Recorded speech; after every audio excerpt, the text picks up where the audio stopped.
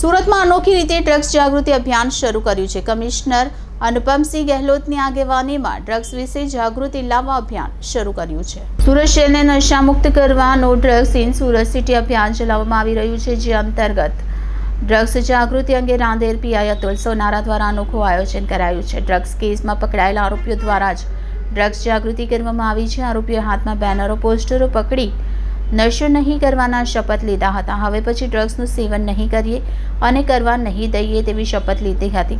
Drugs પેડલરો અને આરોપીઓ જાતે જાગૃતિ ફેલાવી આગળ આવ્યા હતા। હવે પછી ડ્રગ્સ વેચશે નહીં કે સેવન કરશે નહીં તેવા ખુદ આરોપીઓએ શપથ લીધા છે। ડ્રગ્સની ચંગુલમાં ફસાયેલા યુવાનોએ પણ શપથમાં સામેલ કર્યા હતા। Say no drugs in Surat city મુહિમ અંતર્ગત કામગીરી કરી હતી। યુવાઓને ડ્રગ્સથી દૂર રહેવા સંદેશ આપવામાં આવ્યા છે। ડ્રગ્સ કેસમાં પકડાયેલા મહિલાઓ પણ ડ્રગ્સથી દૂર રહેવાના શપથ લીધા હતા।